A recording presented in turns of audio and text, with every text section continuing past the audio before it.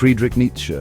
The name alone evokes images of a wild-eyed, mustachioed philosopher, a man whose very appearance seemed to challenge the norms of his time. He dared to proclaim, "God is dead." He challenged conventional morality. His words were not just statements, they were declarations that shook the foundations of society.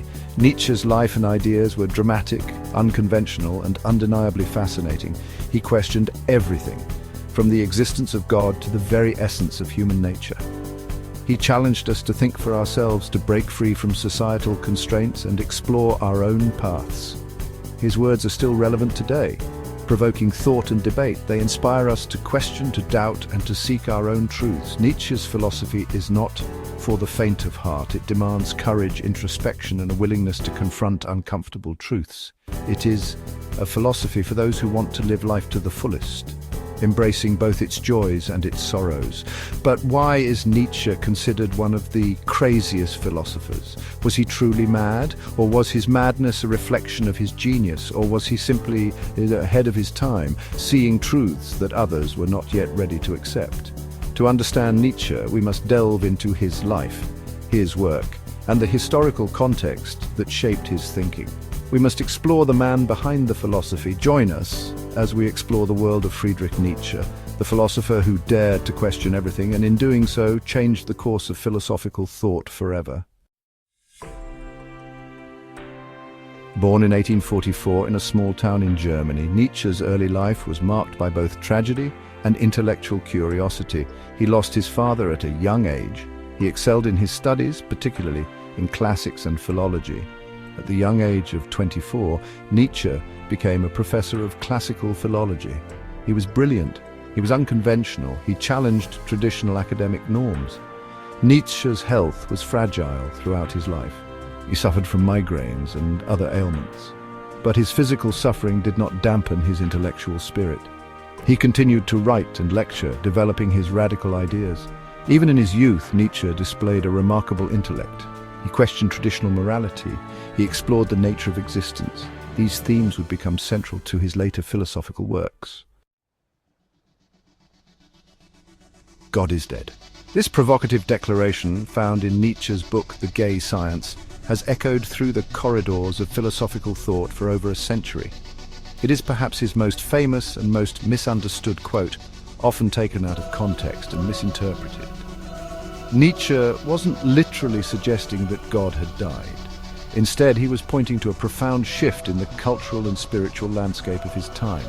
He was making a profound observation about the changing values of his time, a time marked by rapid industrialization and scientific advancement. He believed that the Enlightenment, with its emphasis on reason and science, had undermined the foundations of traditional Christian belief, leading to a crisis of faith. He saw the decline of religion as a sign of a deeper cultural shift, one that left a void in the moral and spiritual fabric of society. For Nietzsche, the death of God was not a cause for despair, but an opportunity.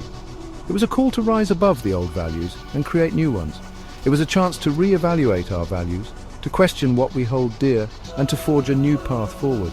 It was a chance to create new meanings in a world without God, to find purpose and direction in our own terms. In place of traditional morality, Nietzsche proposed a new ideal, the Übermensch, often translated as Superman or Overman. This concept was not about physical prowess, but about the potential for human greatness. This was not a literal superhero, but a symbol of human potential, a call to strive for excellence and self-overcoming, to become the best version of ourselves.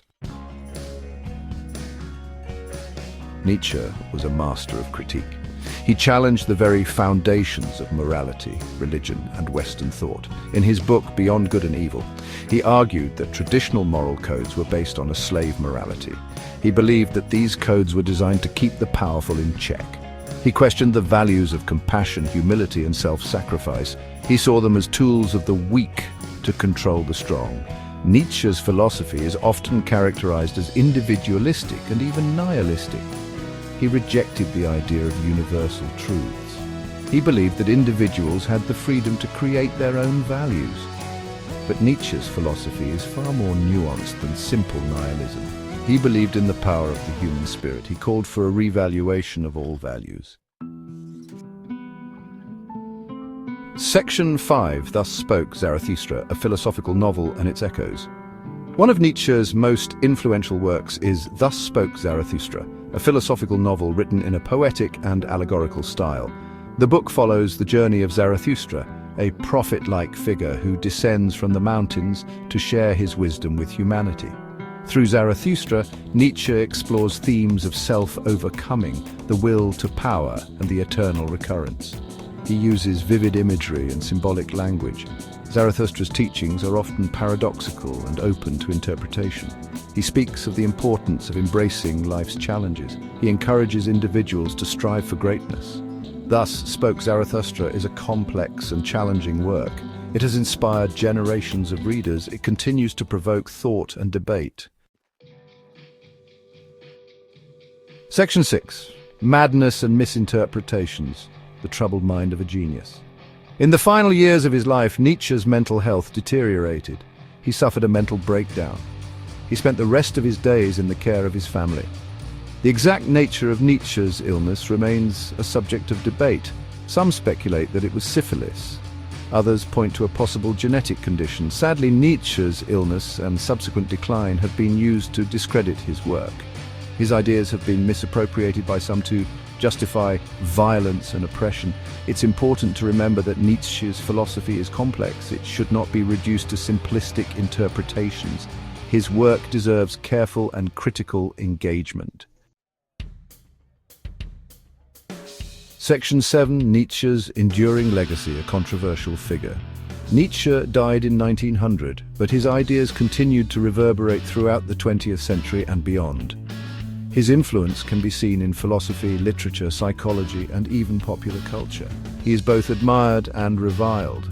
His work has been praised for its originality and insight. It has also been criticized for its elitism and its potential for misinterpretation. Nietzsche's legacy is a testament to the power of ideas. He dared to question everything. He challenged us to think differently. His work continues to provoke, inspire, and unsettle.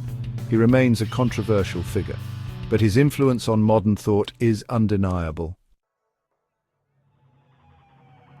Section 8. Nietzsche in the modern world: influences and interpretations.